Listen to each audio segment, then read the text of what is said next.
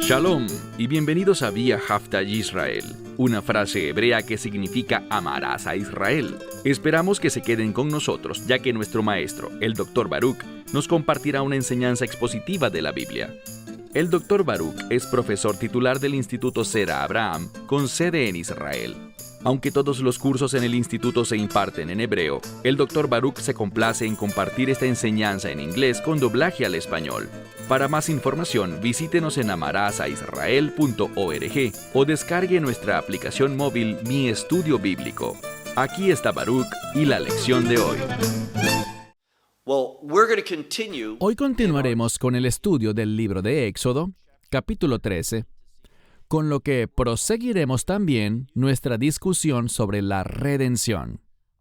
He dicho en reiteradas ocasiones que el éxodo de Egipto, esa salida, y los medios por los cuales los hijos de Israel lograron salir de allí, la sangre del Cordero y la Pascua, todo eso nos brinda principios relacionados con la redención.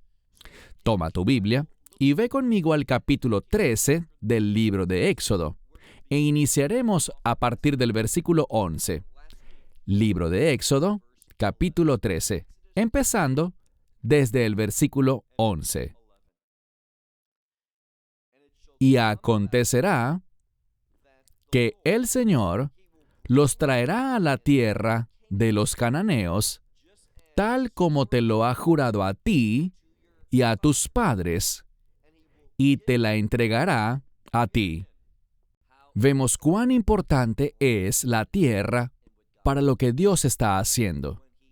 Cuando Él sacó al pueblo de Egipto por primera vez, fue con el propósito de darles una herencia. Y a esa herencia solo se podía acceder a través de la redención. Para la redención final, es decir, para el establecimiento del reino, la tierra también tendrá un papel fundamental, de máxima importancia. Entendámoslo bien.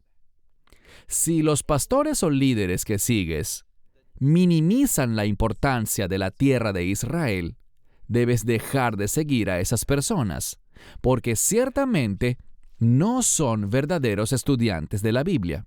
No puedes mirar lo que dice la Escritura y no percibir la importancia de la tierra de Israel, tanto en el pasado como en el presente y en el futuro del reino.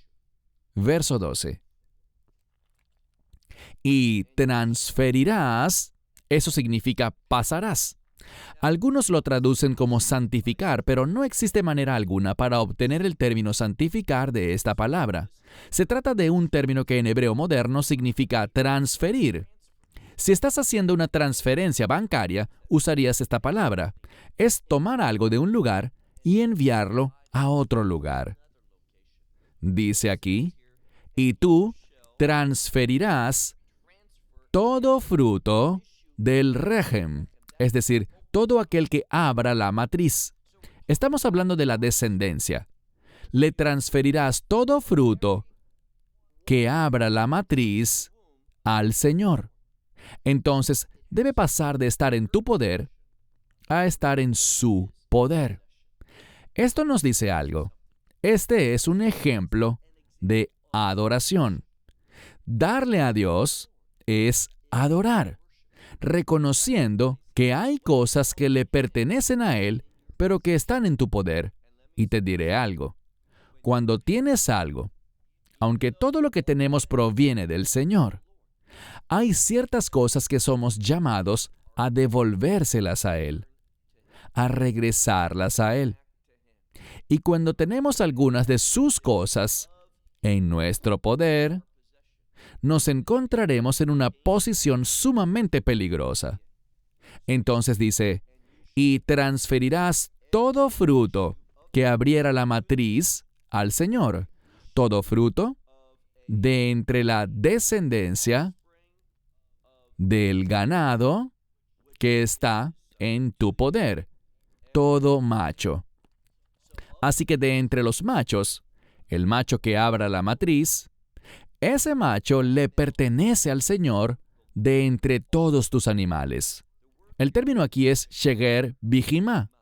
Sheger es un descendiente, como un cordero o un ternero, y otras crías por el estilo. Dice además bijimá, que por lo general se traduce como animales domésticos. Así que todos estos primogénitos machos que estén en tu posesión le pertenecerán al Señor. Verso 13. A toda cría, en referencia al primogénito de un asno, lo redimirás con un cordero. Entonces, cuando haya un primogénito de un asno, podrás tomar un cordero para entregarlo al Señor en su lugar. Luego dice, y si no es redimido, entonces tendrás que quitarle la vida. Es decir, a ese asno que ha nacido, deberás sacrificarlo. Y a todo primogénito de hombre, de entre tus hijos, debes redimir. Él nos dará más información sobre lo que se conoce como Pinyan Ben, pero lo guardaremos para cuando la Escritura lidie con ese asunto. El punto es que tenemos que redimir a todo primogénito humano. Verso 14. Y acontecerá que si tu hijo te pregunta, o cuando tu hijo te pregunte mañana, es decir, en el futuro, diciendo, ¿qué es esto? ¿O de qué se trata todo esto que haces sobre redimir al primogénito? Ofreciendo un sacrificio en su lugar, dice, acontecerá que cuando tu hijo te pregunte mañana, diciendo, ¿qué es esto? Le dirás, con mano poderosa el Señor nos sacó de Egipto, de casa de servidumbre. ¿Cómo hizo esto? Él nos redimió, y para que podamos reconocer su redención, nos toca redimir a nuestros primogénitos. Eso es lo que hizo Dios. Él redimió a Israel, su primogénito, tomando a aquellos que se oponían a Él, tomando a sus primogénitos, tanto humanos como animales. Verso 15. Y aconteció que cuando Faraón fue endurecido o se endureció para no enviarnos, dice, el Señor mató a todos o a todo primogénito en la tierra de Egipto, desde el primogénito del hombre hasta el primogénito de la bestia. Por tanto, yo estoy sacrificando para el Señor basado en lo que Dios hizo por mí. Estoy sacrificando ahora, estoy reconociendo esto, al sacrificar ante el Señor a todo fruto del vientre, a todos los machos, toda descendencia masculina y todo primogénito, mientras que a todo primogénito humano, de entre mis hijos, yo redimiré.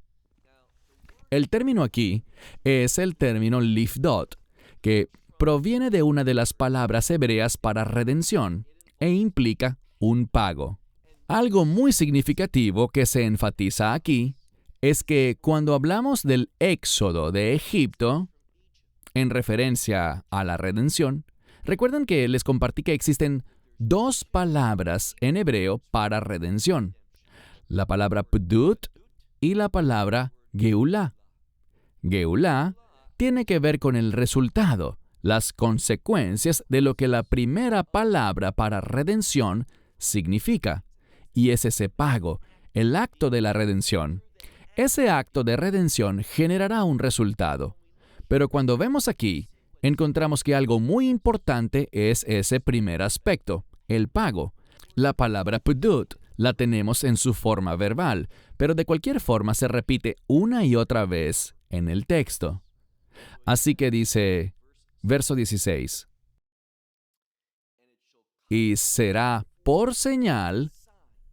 Recuerden que la semana pasada hablamos del término oath. Oath es una señal, pero una que solo Dios puede hacer. Y lo que la Escritura nos está diciendo es lo siguiente: es mediante la redención que se producirá una obra muy especial en nuestra vida. ¿A qué me refiero? A la obra de Dios, a su obra divina y celestial en nuestra vida. Y noten cómo esto se manifiesta. Verso 16. Acontecerá, y esto tiene que ver con los tefilim, de los que les he hablado, de las filacterias que ponemos en nuestros bíceps y en nuestra frente, entre los ojos. Hablaremos más de esto en breve, pero leeré primero el verso. Dice, והיה לאות על ידך ולטוטפות בין עיניך, כי בחוזק יד הוציאנו השם ממצרים. y será por señal. Haz un buen estudio de este término para señal. Es la palabra hebrea ot, un hecho milagroso que solo Dios puede hacer. Y será por señal sobre tu mano, y eso significa desde esta parte del brazo hacia abajo. No se trata de la mano como la pensamos, sino de la parte baja del brazo. Te será por señal sobre tu brazo y en la frente entre tus ojos. ¿Por qué? Con mano fuerte, el Señor les sacó de Egipto. Lo que este verso nos está diciendo es lo siguiente: que parte de la redención, de salir de Egipto, tenía como fin que recibiéramos las instrucciones de Dios. El Señor no le daría su Torá a un pueblo esclavo. ¿Por qué? Porque no podrían servirle.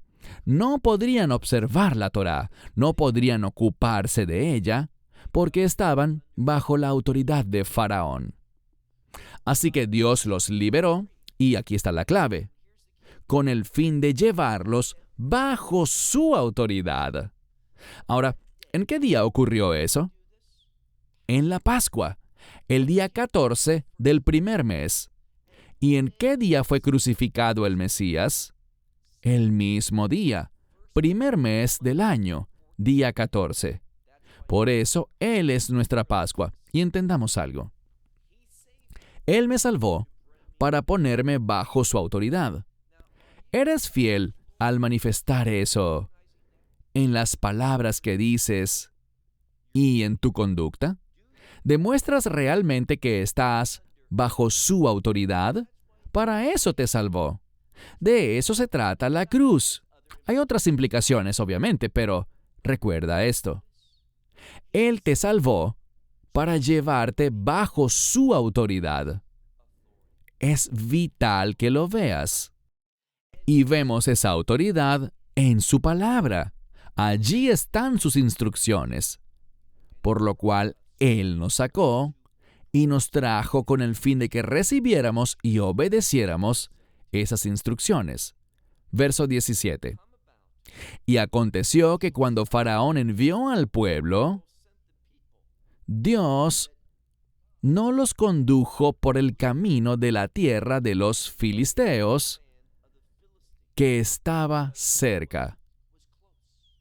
Entonces, cuando Faraón finalmente envió a los hijos de Israel, Dios comenzó a guiarlos. Y este pasaje nos hablará de su guía, la guía de Dios para su pueblo, la cual no comenzó sino hasta después de la redención. Igualmente yo, como creyente, he recibido la obra del Mesías sobre el madero, lo cual me permitió ubicarme bajo su autoridad. Habiendo hecho eso, se inició su liderazgo en mi vida, y Él me guiará de una manera diferente a como comúnmente esperaríamos. Dice, porque Dios no los guió por el camino de la tierra de los filisteos, que estaba cerca, era lo más cercano, era la vía lógica que tomaríamos. Recuerden la Escritura, sus caminos no son nuestros caminos. Entonces Él no los guió por ese camino. ¿Por qué? Para evitar que la gente, al ser llevada por ese camino y al ver la guerra, si enfrentaban una guerra, se regresarían a Egipto. Ellos no habían salido para ir a la guerra. Ellos habían salido simplemente para abandonar a Faraón, porque no estaban felices con lo que experimentaban allí y querían un cambio. Pero Dios, recuerden, cuando leímos el capítulo 12, les señalé que en 2 o 3 oportunidades, Dios se refiere al pueblo de Israel como sus ejércitos. Él los sacó para la guerra. Eso es lo que vemos, para lidiar exitosamente contra los enemigos de Dios. Pero, si ellos se iban por el camino corto, al ver al enemigo, habrían querido volver a Egipto. Verso 19. Y Moisés tomó los huesos de José con él, porque él había hecho jurar a los hijos de Israel diciendo, José los hizo tomar un juramento diciendo, literalmente, el Dios los visitará. Se traduce ciertamente porque el término para visitar aparece 2 veces. Pakot, Yifkot. Dios ciertamente los visitará y ustedes harán subir, literalmente, ustedes subirán mis huesos de aquí con ustedes.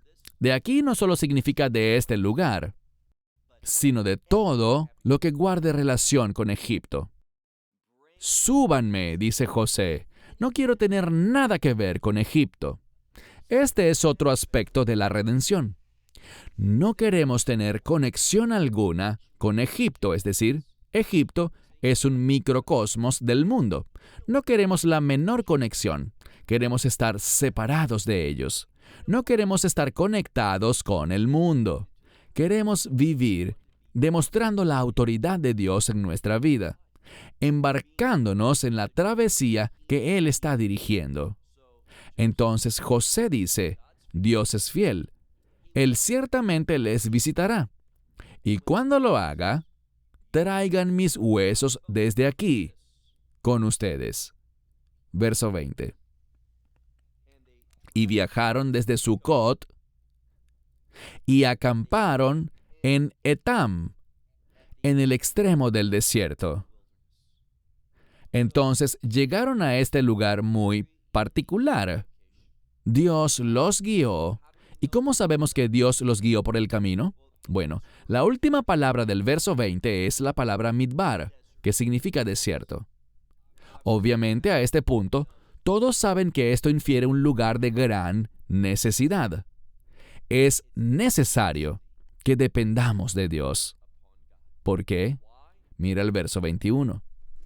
Y el Señor iba delante de ellos cada día en una columna de nube para guiarlos por el camino, y por la noche en una columna de fuego para iluminarles el camino y que pudieran avanzar de día y de noche. ¿De día y de noche? A veces les tocaba viajar a mitad de la noche. ¿Por qué? Porque siempre debemos estar listos. Debemos entender que con Dios no hay un horario para ser fieles y un horario para serle infieles. No. Debemos vivir esperando continuamente que Dios nos guíe y nos mueva sin importar la hora. Él está allí. Él nos puede llevar a descansar, pero también podría levantarnos antes de lo que normalmente haríamos. Verso 22. Y la columna de nube de día y la columna de fuego de noche no se apartaba de delante del pueblo. Esto testifica de la fidelidad de Dios. Dios es quien guiaba a su pueblo. En toda circunstancia, Dios puede hacer esto.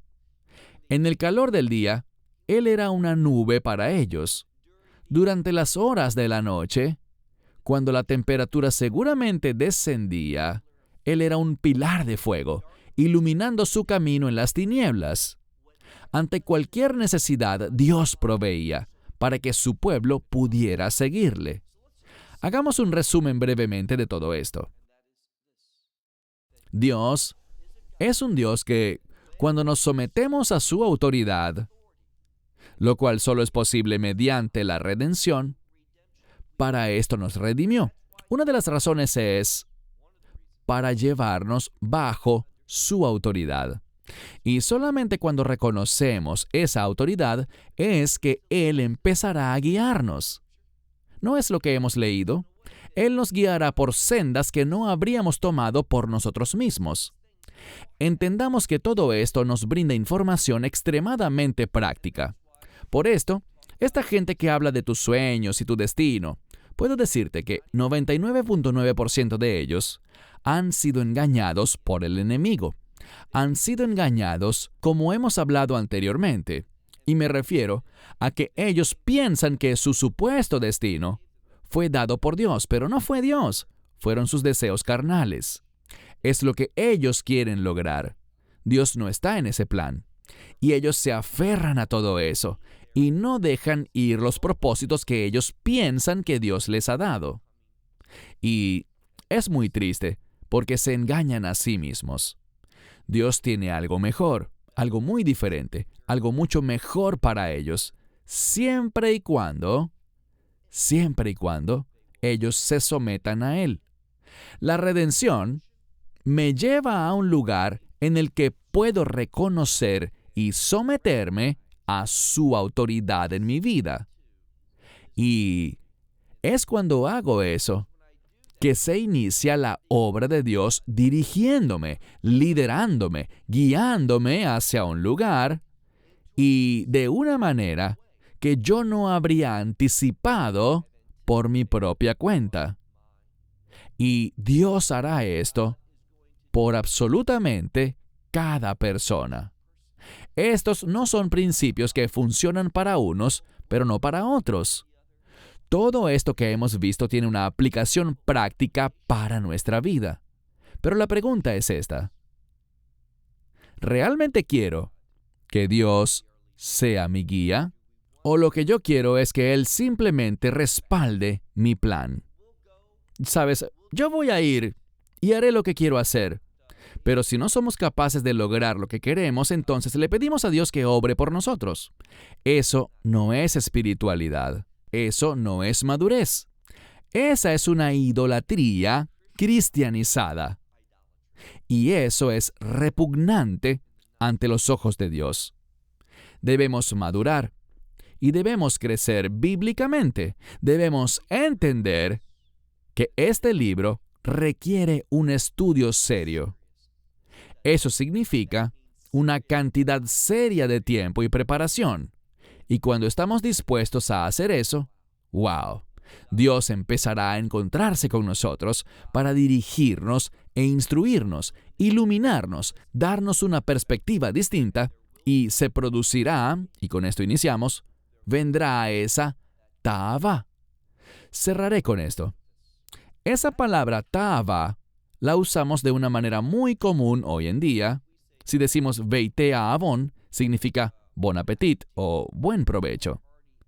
Todo el mundo, a toda la gente le gusta la buena comida. Tenemos el deseo de comer bien. Es un deseo natural. Bueno, ta'avon o ta'avá, en este caso, cuando hablamos de eso y decimos ta'avá va, está hablando en el contexto de una pasión espiritual, un entusiasmo espiritual. Y eso viene producto de la sabiduría de Dios. ¿Y cómo logramos acceso a la sabiduría de Dios? El temor del Señor es el principio de la sabiduría. Es solo cuando temo a Dios, es decir, cuando me someto a su autoridad, que me será dada sabiduría y veré las cosas de manera diferente. Veré las cosas desde la perspectiva de Dios. Eso es emocionante. Eso es algo que nos entusiasma. Así que, crece espiritualmente, entendiendo lo que la palabra de Dios dice. Shalom desde Israel. Esperamos que te hayas edificado con el mensaje de hoy y lo compartas con otros. Te invitamos a seguir nuestros estudios cada semana por este canal y por el portal de YouTube de Amarás a Israel. También puedes descargar nuestra aplicación móvil gratuita Mi Estudio Bíblico. Finalmente, para obtener más información sobre nosotros, visita nuestra web amarazaisrael.org, donde encontrarás otras conferencias de Baruch en audio, video y texto. Hasta el próximo programa. Que el Señor te bendiga en Yeshua HaMashiach, Jesús el Mesías, mientras caminas con Él. Shalom desde Israel.